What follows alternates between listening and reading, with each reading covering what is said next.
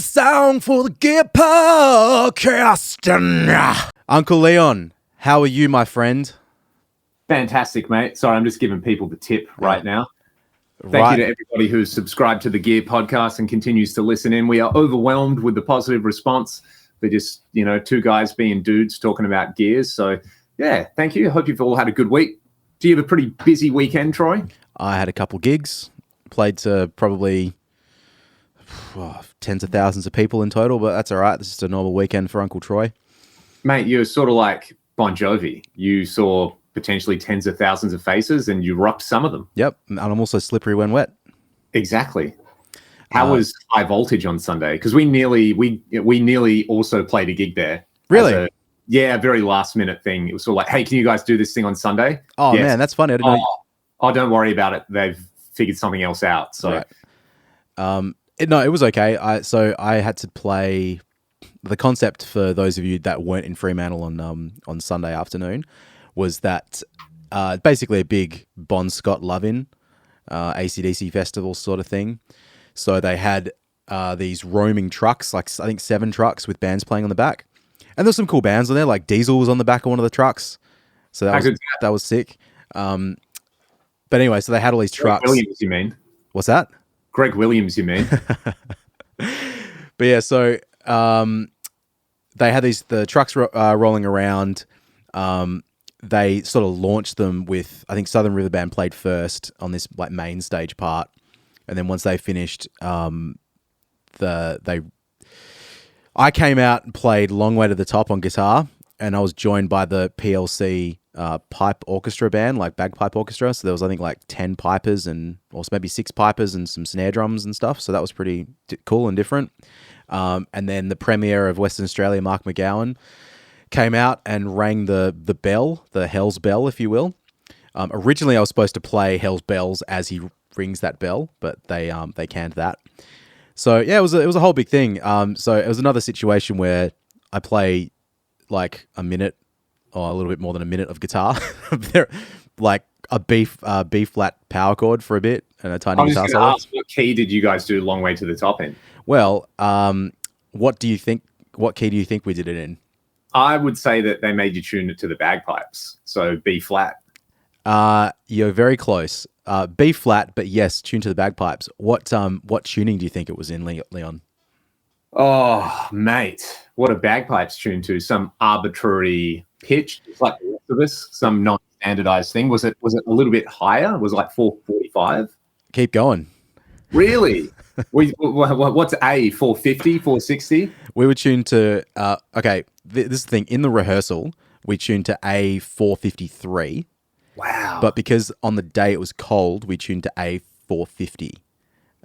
That was just the number.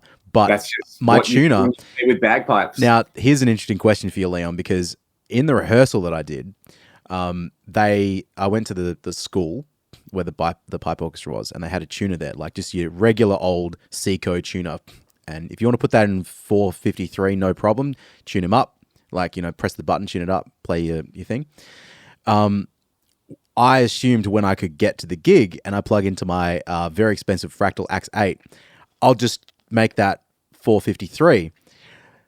No idea how to do that, because the tuner was set to, I guess, like the strings, like, the 6th string, 5th string, all that sort of stuff. And I had this panic moment of like, fuck, I need to get this into the right tuning, but I actually don't know what button to press, and I just had a freeze moment, because I haven't even touched the buttons on that thing for like a little while. Now that I think about it, I think I probably could have just hit the edit button and it would have been okay, but I was like, oh, wait, what button is it? What is it? How do I do it? I tried some page buttons and nothing happened.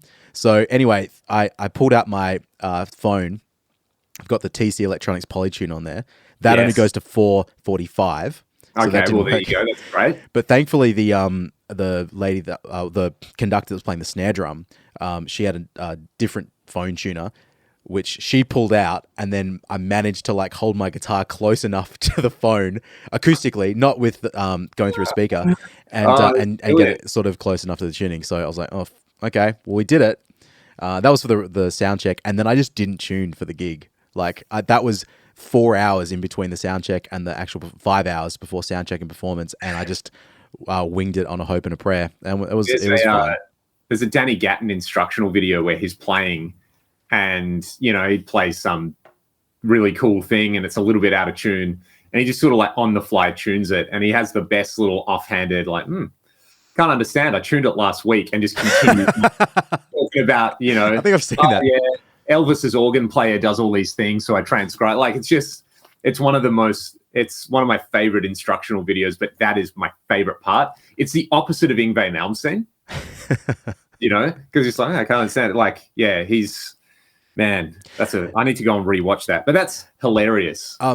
That was, I mean, of course, we live in guitar land. We're just like, a long way to the top. Yep. Yeah, we play that in A. Well, I didn't realize that bagpipe thing was played on. Oh, actually, you know what? I don't think this is true. I was about to say the actual bagpipe guy told me it was played on a keyboard, but right. But that doesn't feel right because I think that song was like 1974. That sounds like one of those. How many beers have you had after the gig, mate? You want to know something about Bon Scott? He actually played bagpipes on the keyboard. It might be true. Maybe someone more knowledgeable about the history of AC/DC. I know we played. What was it called before it was High Voltage? Bonfest. Oh yeah. In 2018, waiting to get paid for that gig. Oh, really? Yeah, it was a bit of a thing. Is that the same organization? I don't know, and I would probably doubt it. But yeah, there was a long. Well, this was this was a big event. This was like a government thing. Yeah. It was the Perth International Arts Festival, I think. But anyway, it was fine. It was a gig the day before I played the stadium for the Fremantle Dockers. They won, had a big win by how many points, Uncle Leon? How many points do you reckon? 46 points. Oh, more than that. More than that. Excellent. I mean, there's nothing it's a good number. There's nothing better in this world, Troy, than having an average season and coming up against a much worse team and just pummeling them. There is one thing better, Uncle Leon. You know what that is? The West Coast Eagles winning? No, winning by 69 points. Well, let's move right along because we can't beat that. Yep. Mate, you want to talk about operator error with gear?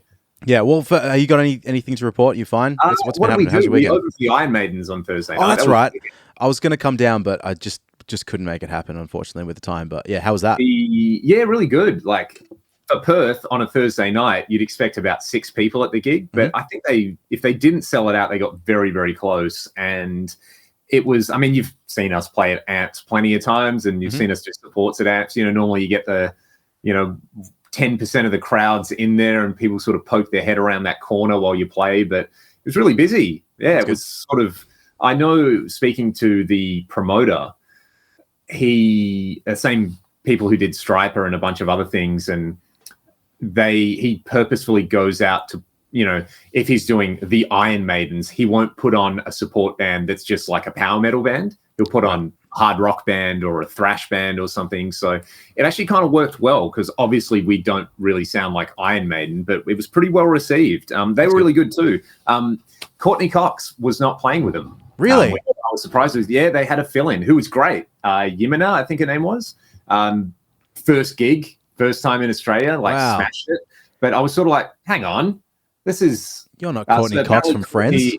Apparently Courtney's filling in for a metal band on the Monsters of Rock cruise. So okay, that makes sense because I follow her on Instagram, and like a couple of days before that gig, I was like, oh, she's on Monsters of Rock. That's weird. I wonder when she's going to get to Australia for that tour. I didn't really think anything else of it. But there you go.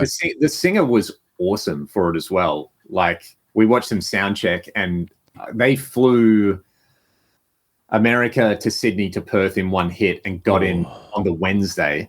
And they just kind of got up and smashed it out. And mate, we've both done that trip a few times and we know how brutal that is on your body clock. So yeah, they're really good. The drummer as well, excellent singer. And the bass player was fantastic. It was very, very impressive. They're really, really good players, and the set list was really good. And the crowd was really good. Everyone was super into it. So, yeah, it's sort of like probably one of the better supports we've done. Awesome. And it was a really easy setup. Like I think our sound check took about 5 minutes. Everyone was just like, oh, guitar's direct? Cool. Here you go. Did Cam play the Rhythm Traveler? He didn't. They let us use their kit. Oh, cool. Yeah, the drummer was really funny. She was like, this isn't my kit, so these aren't my cymbals on my set. Just use all of it. So that's awesome. This is one of the best load-ins ever. We, got all our stuff in, and Cam had his cymbals and his snare and stuff like that, and we did the sound check, and then we basically took all of our stuff back to the car. Oh. And just loaded out before we even played. It was great. Okay. That's what you want. Yeah. So on that, mate, you were talking about the tuning thing, which is an operator error thing. This is the topic of today's thing. Yeah. Operator with gear. You mentioned last week or the week before, we've done some gigs together where the calibrator on your tuner has just been like set to A445 or something. Yep. We've been tuning up and going, what's wrong with you? So that immediately comes to mind where that's one experience we've had before. Yeah, I think I want to talk about a few things where it's very easy. I said, I turn over to you, Uncle Leon, want you tune your guitar, you sound like shit. Well, it's my problem. Yeah, you don't know how to use the gear that's in front of you. It happens a lot. And to be fair, I mean, every amp, every guitar, every pedal, it's different. It's designed slightly differently. You can't be expected to understand everything first time when you get a new piece of whatever. I think the worst application of that is looking on any gear forum or any review for any piece of equipment in the world, because most of the time, once a piece of gear is designed and leaves a factory or whatever, it's not supposed to be terrible. Like, someone's put a little bit of effort into getting it to be acceptable and usable. So I like to sort of start there. Usually when I get a new piece of gear, if it sounds like shit, it's probably like a me problem. I don't think a lot of people It's a reasonable assumption to have. Yeah, most people on, say, like Gearspace or the Gear page, I don't think have that same opinion. So with that being said, I have had a lot of experiences with pieces of gear where I just haven't been able to get it to work for me, and I feel like I'm tearing my hair out. And I had an experience on Friday like this, where my HX Stomp, I've had really good success with this. So this is kind of where the topic for today actually really in my head came up, because I've had this HX Stomp and I've had some good guitar sounds out of it, but just like I loved using that for the acoustic sounds, for the acoustic rig that I was the acoustic guitar stuff. For the electric, it's been like okay, but I've also had this like real problem with like high pitched like ice pick frequencies. And it's really, really pissed me off, particularly because a lot of my duo gigs now, I'm not doing them on acoustic guitar, I'm doing them on electric, because there's a lot of looping, and it doesn't need to be like an acoustic thing. It just needs to be a guitar, right? So anyway, it's really bothered me. It's been mostly an issue in like the last 6 months, 8 months. And I brought the rig in because oftentimes I don't tweak the sounds once I get the sound up. I'm just like, well, that's the sound. I'm just going to run with that. There's the way that my pedal board works with like the Morningstar controller and the RC looper. It's kind of complicated, so it's just better to like learn it and leave it and then don't fuck with it. And maybe it's every few months that I drag it out and actually have a go at it. So I had that experience on Friday, brought it in, set it up, and I was just trying to get a better clean sound. Like, and I was thinking like, I'm in this thing of like, trying to get sound that works for some of the R&B songs I do with this duo. So like your I Want to Sex You Up style thing, or even stuff like Valerie.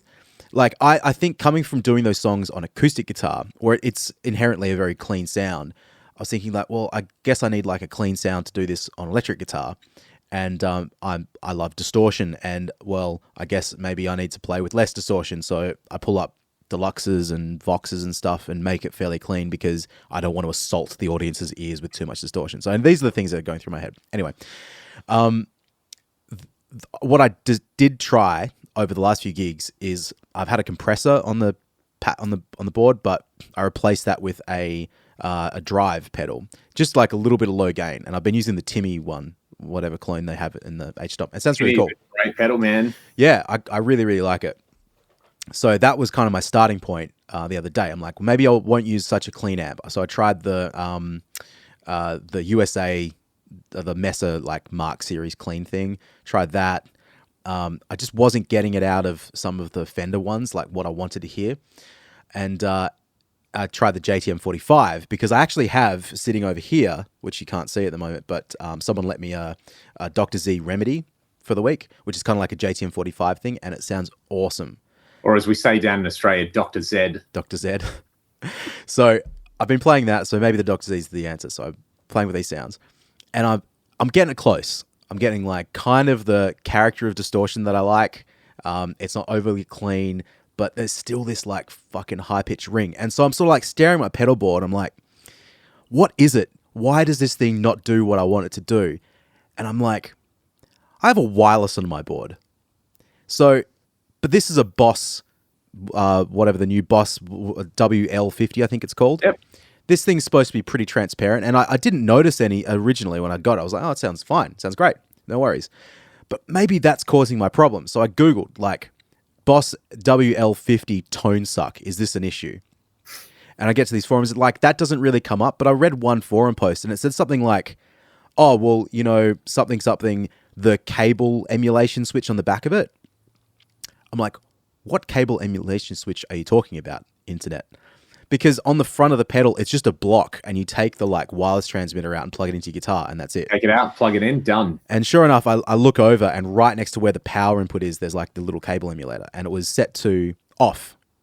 So I played some guitar with it in the off position and then I switched it to the short position. I was like, oh, that's taking a bit of that edge off that I'm really bothered. Like that really bothers me. Flicked to the long emulation mode and it's like, that's the fucking guitar sound. That's it. It's gone. It's like, well, it's 80% gone. Yeah. And I was like, to the rescue. Yeah. And it was such a stupid, like I've, you know, from playing your FM3 last week, I was like, maybe I just fuck off this HX Stomp and I'll just like get an FM3 because it's such a better guitar sound, It wasn't the HX Stomp. I'm using a fucking wireless and I didn't see the switch on the back. I'm talking like 6 months plus of being miserable. Like sometimes I just hit the guitar a little hard and it just clangs out too much and I go, oh. And then because I get that instant like clang ice pick frequency feedback, I'm like, well, I got to play less loud. Yeah. And it just wrecks like that feedback loop of playing like really ruins my experience. It's a satisfying experience. Yeah. And so I dialed it in, did 2 gigs in addition to the bigger things I did, like I did some Dewar gigs. It sounded fucking awesome. JTM 45 as well. That and the Timmy, that's my tone at the moment, and it sounds fucking awesome. From memory, I think the Timmys they're a very versatile drive, but one of the first things I remember reading about the Timmys is like, yeah, they're a drive you can use with a Marshall pretty successfully. Right, okay. And I mean, the JTM 45 is so good. Yeah. It is. Man, Troy, that is what I'm doing later today. I'm going to play with the JTM 45 model in the Axe because I forget how much I like that thing. Do you know what, man? I don't think I really appreciate how good it is and how much I like it because I love the Bassman sound as well. And they are related. I mean, very closely related.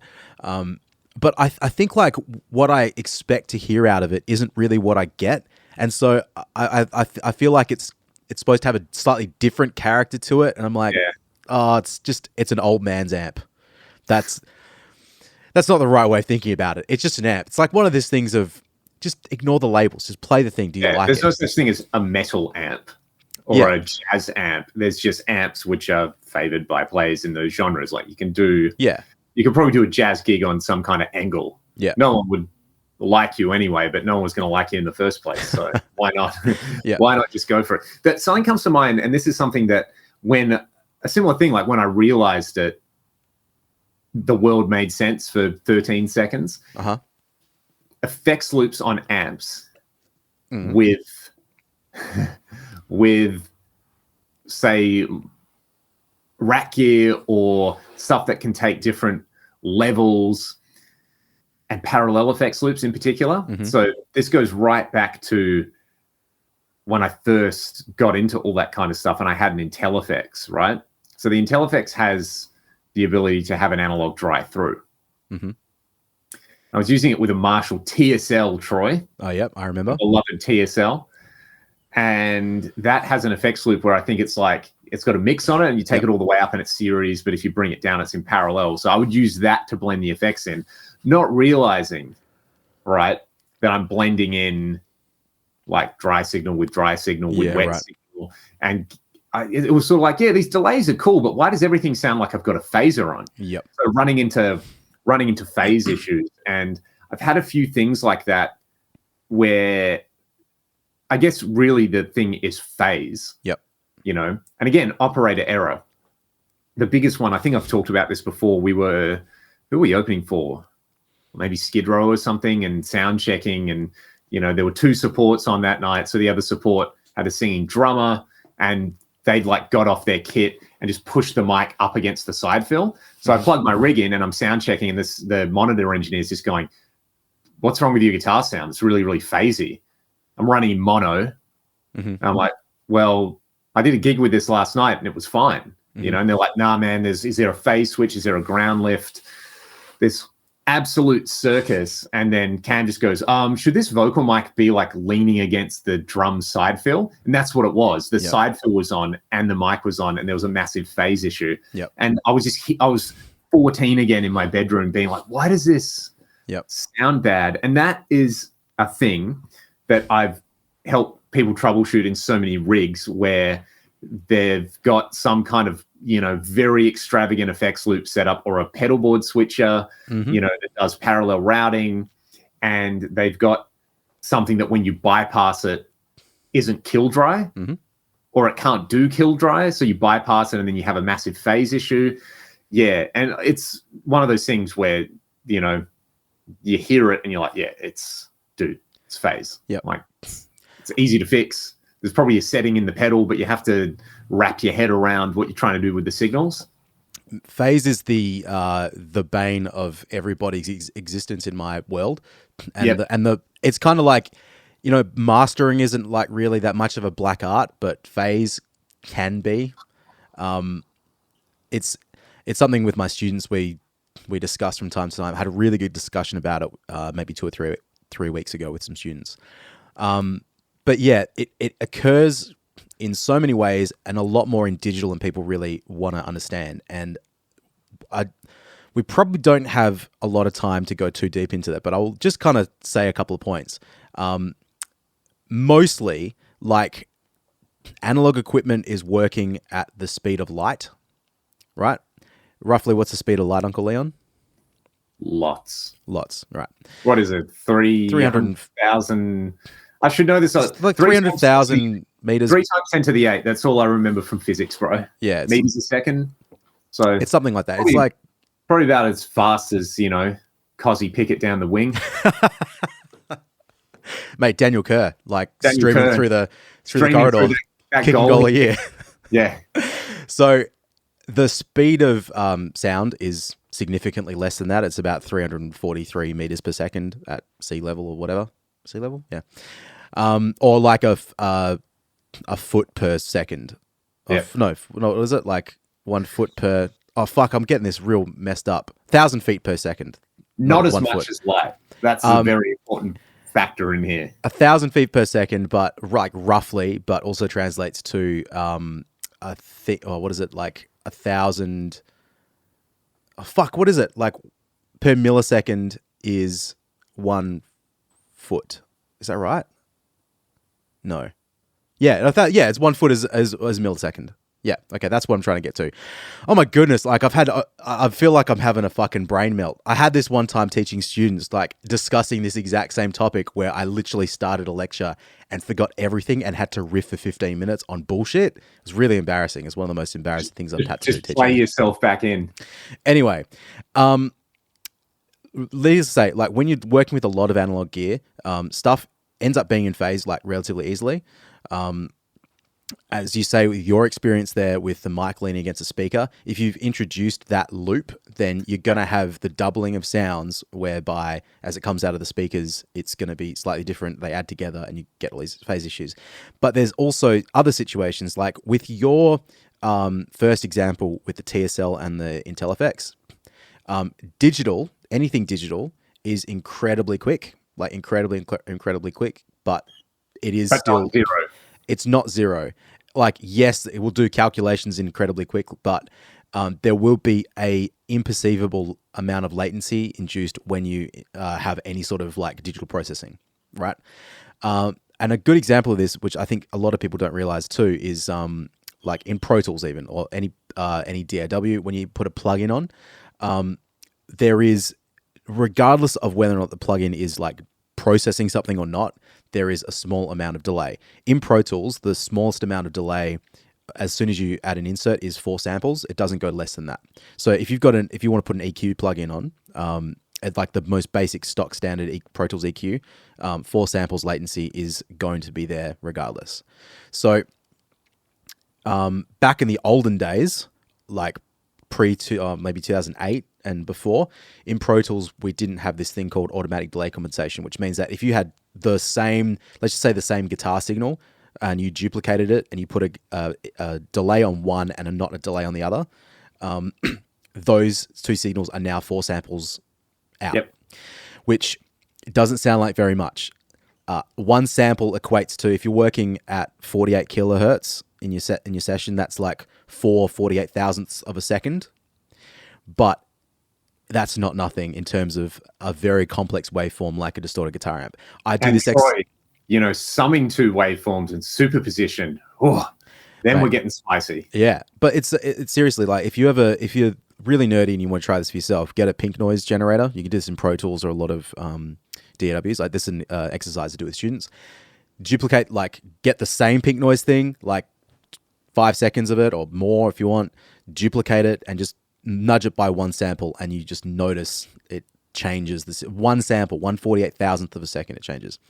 So again, you're at IntelliFX. There is just latency in that, where it's imperceivable by itself, but as soon as you add it to something else, you have an issue. Funnily enough, a song I mixed last week, you keep an ear out for Uncle Ian, you might like it, but I had an issue whereby one of the plugins I used had induced so much latency on, I think it was like a snare drum, that it put the entire drum kit mix out with the guitars. And as I was listening back to it, I was going, man, I thought I tightened this up a tiny bit. It sounds awful. But yeah, as it turns out, I just had to like make inactive that one plugin or slightly adjust it. Yeah, and everything was fine. So it was enough to put it out like timing wise, where it's an issue. So yeah, it's very funny. So yeah, phase, man, it's an issue. It's something that if anyone's keen, like I can talk way more in detail on how this applies in other facets of audio. It is one of those things where it's, you go and watch how to work out and build some muscle. Yep. And then, there's all these things. And then someone's like, they start getting into, the scientific way the human thermodynamic system works. And you're like, here's what you need to understand. You're like, okay, I'm just going to do some curls today then. That'll be sick, and I won't bother with anything. I'm not putting that in me. I'm not drinking that or anything like that. So, yeah. Phase, man. And it's fair enough because it's not a concept that gets taught until you get into audio engineering and things like that. Yeah, my uncle, who's an engineer, like he was discussing this with me literally over the dinner table when I was about 15 and starting to get like a little bit of interest in it. And it went so far over my head, I could not understand it whatsoever. It wasn't until I went to like university a couple of years later and started getting in, like studying it, where I was like, oh, okay, this sort of makes sense now. Until you can hear it as well and actually be like, oh. Yeah. And this is why people rattle on about this. Exactly. And I'll just say 2 more things actually, and we can move on. But one, we're talking about phase right now. We're not talking about polarity. Polarity is different. So if you see the little circle with a line through it on your mic preamps, some people refer to that as a phase reverse switch. In reality, it's a polarity reverse switch. It's slightly different. The effect can be similar to phase or phasing. It's related. It can be related to it, but in fact, it's just the swapping, the inverting of the waveform. So I'll leave you with that.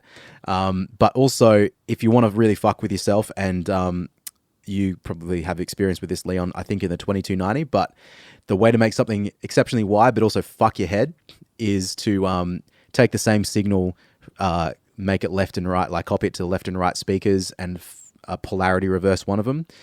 And it makes things sound very, very strange. Like, it can make things sound very strange. It can make it sound ultra wide, but it also can mess with your head in a very unpleasant way. If you do it in headphones in particular, it's a bit rough. That's a nice little quirk about the way our brains evolved to process sound, because we got head width.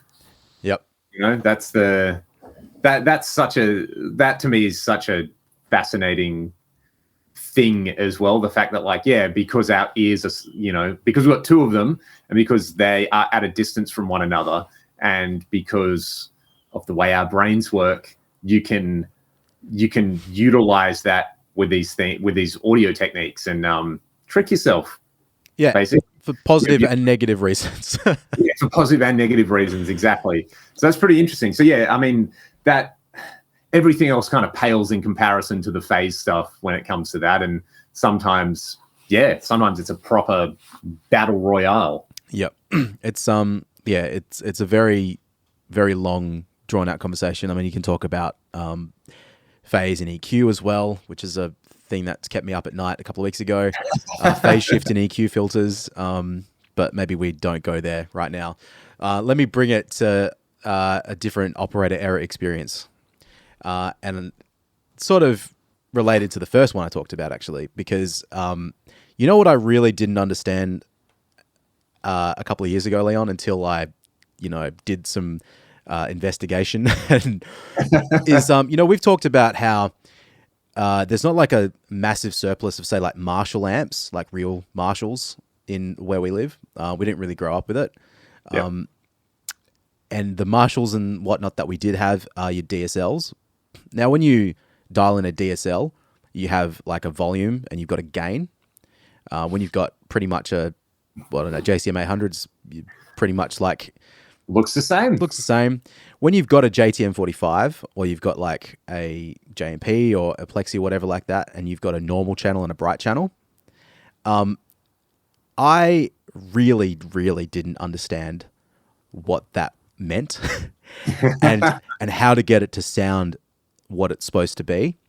And there's two things related to this. Like, I obviously have listened to a lot of music whereby the Marshall sound is very iconic, but it sort of goes back to like what it is and how to get there. It's like not just you plug it in and it magically happens. There's a few things you need to understand. So one of them is like, okay, well, jumping the channels, like to be able to blend them. I remember my first like time I saw like an older Marshall and someone had a little patch cable to it. I was like, what the fuck does that even do? But no one ever explained it to me. And I didn't know. Just do it, bro. Yeah. It didn't make any sense. And I remember distinctly doing a session with someone a long time ago who had a JTM 45, brought into the studio, and I was just like, this amp's just kind of a bit whatever. I was expecting it to rip raw and be really cool. And firstly, that balance was like, well, for me, I usually go for like whatever's the slightly brighter sound. I tend to gravitate towards the clarity of that.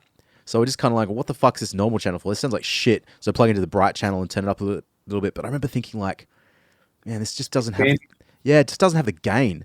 So I believe in that situation, in that session, I ended up stacking a couple of drive pedals in front to get that amp to sound the way I wanted it to sound. And it was okay, like mostly happy with it. Really just didn't consider at that point, like probably should turn that amp up a bit. Like not necessarily ear bleeding, but maybe past like 9 o'clock, 10 o'clock. Yeah.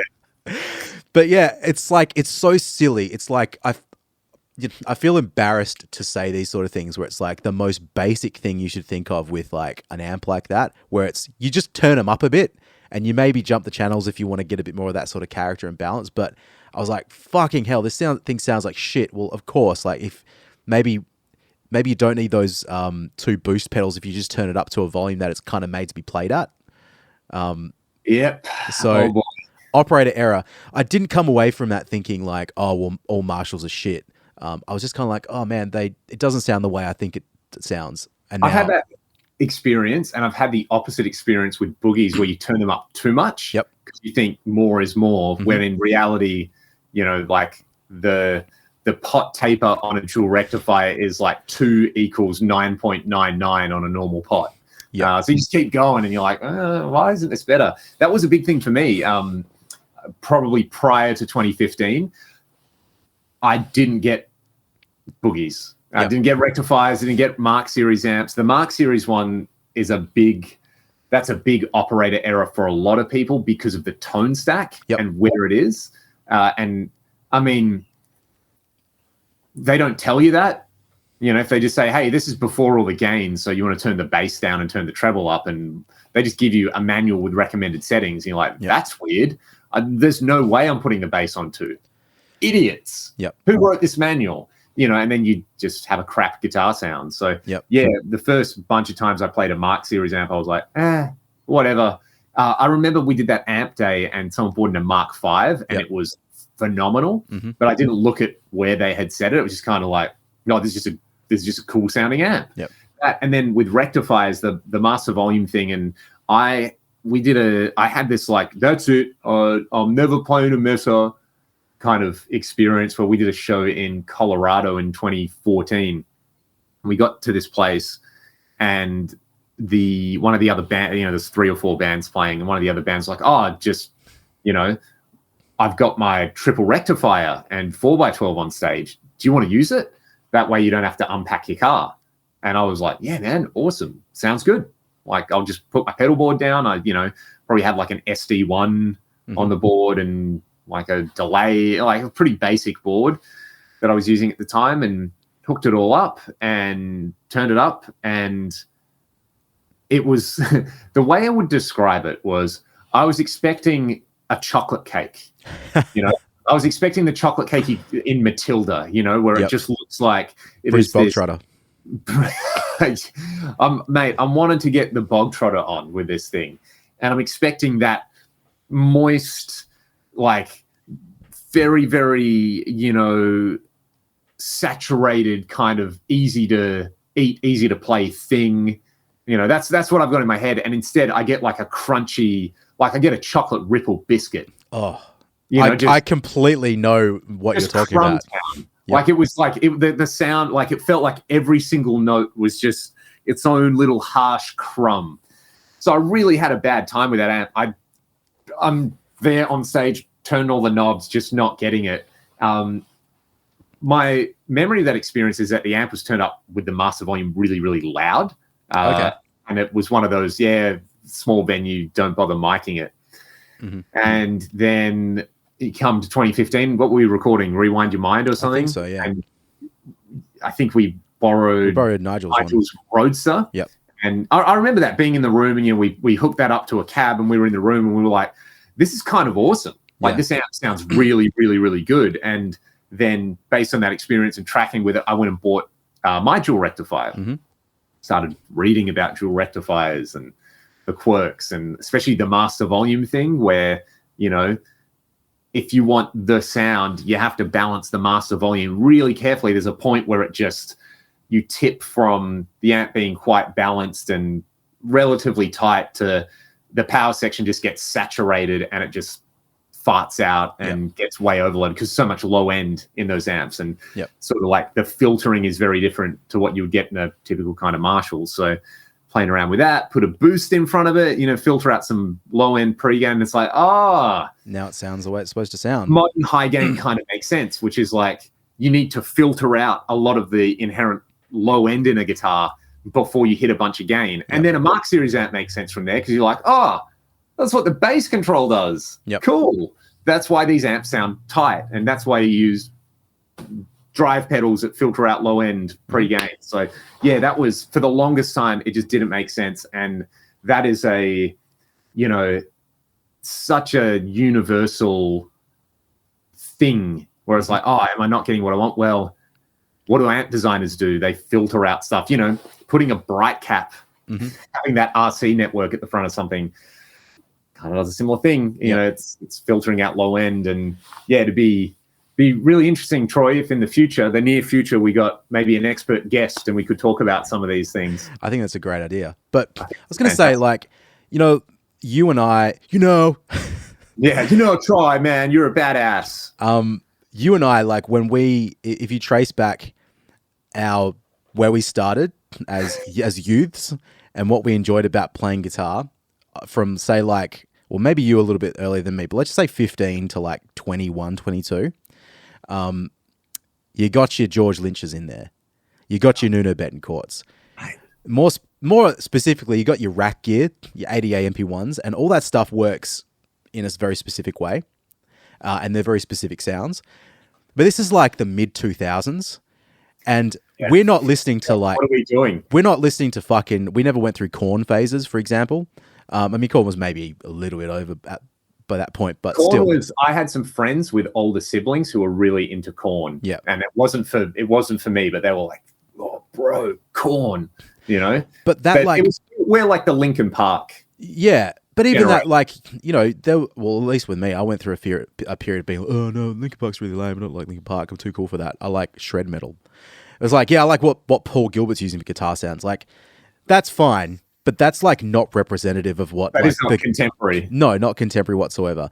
And so it's like some of these guitar sounds and like the that like sense memory maybe of it. Of that's maybe slightly different if it's related to music, but having that like library of sounds just didn't exist for us, and I think so it's like weird to then discover this stuff in your like mid-20s, late 20s, and really sort of work out what it is, like how to use this equipment to get the thing that it needs to be, because that's kind of what it tends to be for me. Like these classic amps, and you can think of like a 5150 or an AC30 or whatever, or a Fender. It's kind of like there's a point of what it is and what you think it should be, and often they're not like exactly the same thing. Like I remember thinking Fender amps should just be this big fat clean sound, which they are, but they're kind of more than that. It's like I'm talking like maybe when I was like 20, like I really didn't know what a Fender amp was supposed to sound like because I didn't listen to music that had Fender amps in it. Now it's the opposite. I really like that sound and that feel, and same with boogies, and same with Marshalls. Like, yeah, I liked music with Marshalls, but I didn't really understand what that was supposed to be. Like, I was just like, oh yeah, it's just rack gear. Rack gear is the best. Yeah, that's, of course. Why wouldn't I have two 31 band EQs in my rig? That makes so much sense to me. Like that age made so much sense to me. And you know, talk about tone stacks too. It's like, well, the 80 AMP1, it's like the EQ's at 0 and you plus and minus that. That's exactly like a studio EQ. Used to that, no problem. So come to find out that's not necessarily how a lot of other amp EQs are designed. That's why you put knobs in certain positions and they do certain things. So it's like Duncan's tone stack generator. Yeah, which is really cool. Thing for figuring out, when I set a Marshall here, this is what I get, and where do I need to set a Vox to get that? Yeah. The opposite of what I was doing. Yeah. And I'll say one more thing too, just to like, in terms of operator error, and I mentioned it with the JTM 45 and how I just didn't have it loud enough. I've had a lot of experiences when the reason I haven't liked the sound of an amp when I've been gigging with it is because I really just am not turning it up to an appropriate level. And I've had some really bad experiences like that. There's the one time I filled in for Proud Mary, like the Creedence cover band. And I played through a Blues Junior with a telly. I think that was it. I think at this point I'd had my pedal board stolen, so literally that's all I had. Maybe a tuner, a clip-on tuner. And it's one of the worst guitar sounds I've ever had in my life. And I just didn't know what I was doing. I also didn't really know the songs that well, so I was a bit kind of like, I'm just going to play a little quieter. But it was tough, man. It was a bright, like, harsh sound. I had that same experience with the deluxe reverb, like as in the Hot Rod Deluxe, when it was pingy and like ice picky. And I had no sustain and no vibe out of it. But it's been times when the amp's been too quiet. And then when I've played it at moderate to loud volumes, it's like, oh, well, I get it now. I mean, I had that. This was said to you a few times, and probably on the podcast and outside of it. Like, I'm trying to play amps in the room because it's like I went from playing in my bedroom at 18, 19, 20, to being like, oh, cool. I'm not really playing much guitar unless I'm at a gig. I'm not playing hearing much guitar amps unless I'm like in the studio, and I kind of missed. I missed a step in there somewhere. Yeah, right. And also one more thing on that, because I think you missed the loud idiot stage. Yeah, and that's the thing, man, because this is a big difference between you and I. So the first time I went to your house, which was 2007, probably like January 2007, and I'll never forget this. Like rocking up to this like place in Quinns Rocks, which at the time seemed like a billion miles. Basically. Yeah, it was a billion miles from my place. It was actually only about 35 minutes, but it felt like a lot longer. I remember having a water bottle because I think, it's going to be a really long drive to get up there. Like, fucking what an idiot. That's not how Perth works, everybody. But anyway, I like rocked up to your house and you could just hear like Leon playing guitar from the street, like just loud, like loud. And then like I remember going up to your bedroom, and there's like fucking 2 Marshall stacks like sit like next to each other, 2 DSL heads, 2 like quads, and it's like that's just what you were doing. You were playing like loud. That was just accepted in the household as well. Yeah, in my household, by comparison, I never played guitar over a whisper volume because I didn't want to piss off anyone else in the house or any of the neighbors, and I was almost embarrassed of the neighbors hearing me play guitar. So I always keep it, and I've kind of always had that. So I've missed that step of like moving air, like in the bedroom and fucking with and experimenting with sounds in that way. The thing was, I would also sit close to the amps. Yeah, and I'd be like, "Oh man, it's really harsh." Hey, and no earplugs as well, right? No earplugs. I remember you guys using earplugs and just thinking, "Yep, these guys are lame." Yep. What was that, mate? We're still lame, but. Still, I mean, I've just joined the ranks. Yep. Did you actually on that? Did you ever come to? We would do band rehearsal on a Sunday afternoon. This is like 2006, 2007. We do band rehearsal Sunday afternoon for like watch a bunch of South Park, eat a Freddo ice cream cake. Yeah, but then we'd go down to the internet cafe and play like World of Warcraft and Counter-Strike and stuff. I never did that. Yeah, we did that for a little while. That was really fun. So anyway, sorry, slight detour there. 2006, the high point of Western civilization. It's all been downhill since then. I mean, it's a thing, right? I remember being in my teens and my dad sort of going, "Oh, when you turn a Marshall up loud, set it like this." And I think he had a JTM 45 and he turned the bass down on it. And I remember thinking, what's wrong with you? Yep. You know, I know you're mental, but that's crazy. And then trying it and being like, oh yeah, I see. You can control it, and it took me so long, like the longest time to do the same thing. Of like, maybe the louder it gets, the more I'm just going to cut the bass, and it makes a huge difference because it gets flubby. Like it gets amps get real flubby real easily at certain volumes. But it's kind of. It's so shit because like when you're playing, if you're like me and you're playing quiet volumes in your AVT, you just want that like feeling of movement of air, and you get that by cranking the bass up and keeping the treble and mids like down a little bit. I see it a lot where people are like, kids who grow up with modelers, they don't develop the habits that you develop when you've grown up playing loud amps. It's kind of true. When you can just like gate, we're talking about like volume controls and just the habit of rolling your volume control down.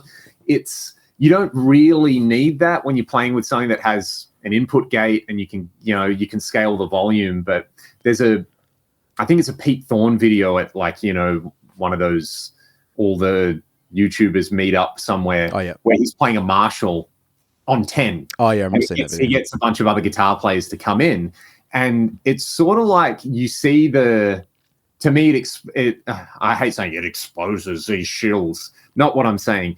You can see the people who have grown up playing on stage with loud stuff because they have all the habits required to like attenuate all the runaway effects of something, and the people who have grown up playing at low volume where they just play the guitar and they stop and then it goes and it feeds back, whereas you watch like...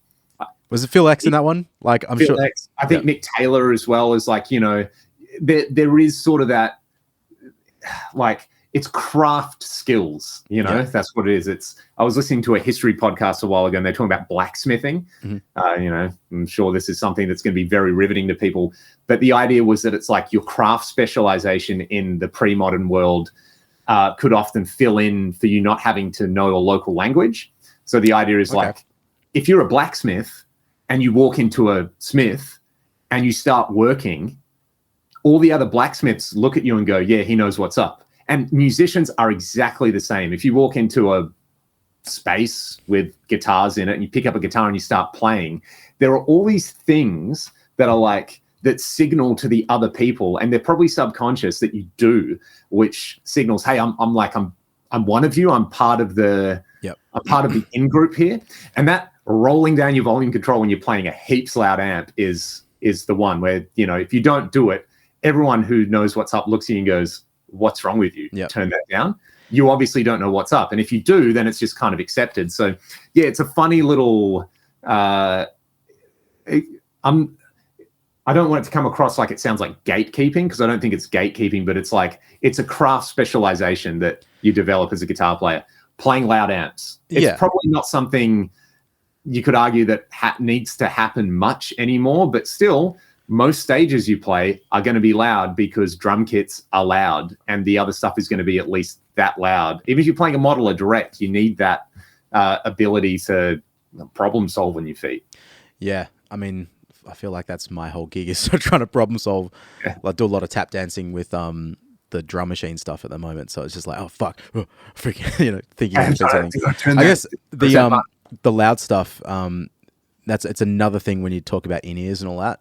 But and I think the loud thing can really get caught up in this really macho thing, which is like loud is just better, and loud is strong and quiet is weak. There's that dichotomy there where it's like, not really. Loud is it just requires more control. Like there's more parameters involved that you need to be aware of. So loud, I guess you need to be aware, and loud is more responsible, so to speak.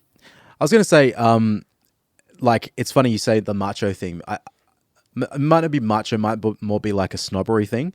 But like, if you take all, like, either you're playing everything like super loud, or no, we play everything super quiet.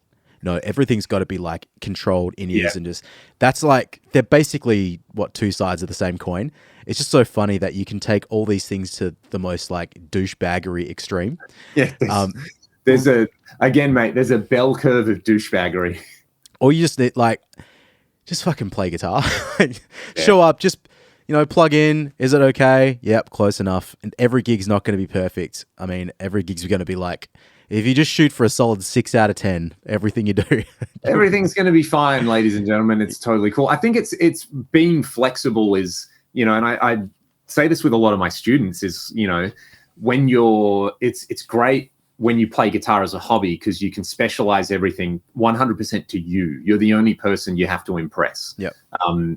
If you want to cross that threshold where you do it for a living, or you're part, semi-pro, or whatever you want to say, whatever it is these days, something that involves other people and involves money and involves professionalism. Mm-hmm. Whether you see professionalism as a set of standards and guidelines that everyone adheres to, or if you see professionalism as just anyone who makes money, professionalism is involved. There's etiquette involved in all these kind of things.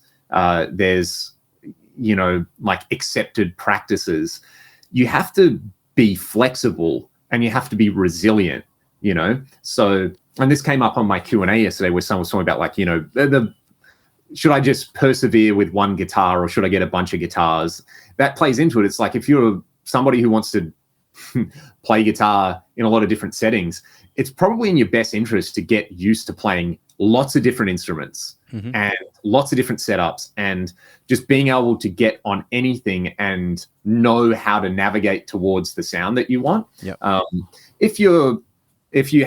If literally you just really enjoy playing guitar, which is a totally valid thing to do, then you can go into that minutia of like, it's a this and this and this, and I've got these specialized things. That's cool as well. But sometimes you get a Telecaster with the actions this high and there's 12s, and your bandmates are totally drunk and stoned, and you're filling in with a band at Hooters in Las Vegas on a Tuesday night, and your friend who's a promoter has invited you on stage. You play a Whitesnake song in standard tuning on in-ears that you've never used before, and the drummer falls off his stool halfway through the set, and the bass player is playing a 5-string.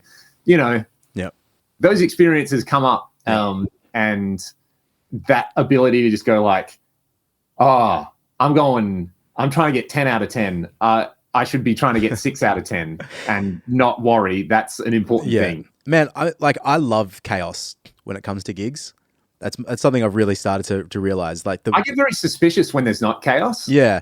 It's sort of like, if everything's on that knife edge, and sort of like me too, I feel like when I am so, like, I know what I'm doing so easy. Like, okay, I'll give you an example. Doing the Dockers on Saturday night, I probably, it was not one of my best performances, because there wasn't anything about it. Like, the previous week I had to play a different song. There was a bit of timing, weird stuff in there that I had to nail. But it's like, I sort of just rocked up to do that gig, and I just stood out there and I played my song, and I was like, oh, it was fine. Like, I played it. It was on TV. That was fine. But I don't know, there was like no danger about it. So I feel like that kind of came with the performance. Whereas, when I'm a bit stressed out, I usually like give a little bit more. It kind of keeps me in the zone a bit more. So I enjoy that in most gigging situations. It's different in studio maybe, but I kind of like it for gigs. I had a footy coach once who used to say, like, oh, if you feel a little bit nervous, that's good. That's how you know you're ready. That's how you know you're anticipating the challenges that are going to come at you. If you're too nervous, well, then let's talk about it and let's put it in perspective, and we'll work on that. If you're too relaxed, then you're probably going to play like crap. Yeah. It's always that like fine little zone in there. Is it on the Louis Theroux documentary about porn, where they're talking about, like the young male actors that come into the industry in the first 6 months, they're really like empathetic and keen. And then, they get to the point where they just have this, their eyes get this glazed look, and, the dead inside element of it where it like loses the edge. And that's interesting. Yeah. Cause what I found is during setup, if there's not a bit of chaos, then there will be chaos during the gig when you don't want it. Mm-hmm. And then when you're setting up and there's a bit of chaos or something doesn't work, you get that like brings the nervous energy up a little bit. Yep. And it's like, okay, cool. I can deal with whatever I need to deal with. So yeah, it's probably not, if I really think about it, maybe it's not the best practice to go into it in every situation. Like, it's probably better to be prepared. Like, that's probably the more professional thing. But I guess the stuff that you and I do so different, or can be so different all the times, where we just don't have the amount of control. Like, if you're rocking into a gig where you're bringing PA and you're doing the sound, or you're playing all these new songs you don't know, there's always variables that you can't control. So yeah, precisely. Yeah, maybe it'd be nice just to do the the same thing over and over again. Yeah, consistent. Yeah. I have, and I know we need to wrap this one up rather quickly today, but one operator error, Troy, on stage, comfortable shoes.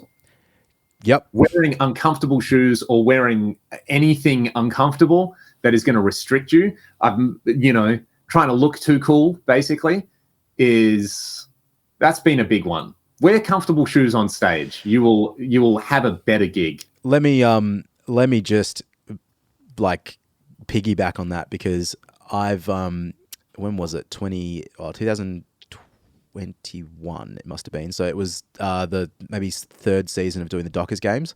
I was like, you know what I need some Timberlands, because those are cool boots and I need to wear those for these Dockers things, because everyone will think I'm so cool. And I went and bought them, and they were not cheap shoes to buy, and goddamn, like, not easy and comfortable to play in. Do you know why? Well, you're trying to step on foot switches. You're trying to step on foot switches, and that you cannot fucking step on the foot switch when you need to. It's like that episode of The Simpsons, like when Homer gets morbid, like ridiculously obese, and he's trying to press a button. It's like, if you cannot press the button, match the keypad now. Well, it was a real issue, and I've actually worn those shoes in other less pressure sensitive gigs too, but rocking around on them, I always felt like, oh, is this actually okay? Like, they've got big grips on them, but it still felt like maybe they get stuck in grated flooring or something, and I have an issue. Yeah. So that's why, man, I'm wearing them right now. The old there we go, the old Air Force Ones. They have been a winner chicken dinner. Well, if anyone follows my Instagram, I'm all about the peak performance. And if I'm in the gym, sometimes I'll just put up on my stories photos of my shoes. So this is where it's at, mate. There you go. The most dad runner shoe possible. These are my studio shoes. Nice. I've never owned a pair of Asics before. Oh, Troy. Should I get on it? I think you should get on it, mate. You're a family man. You got a couple of kids. Yep.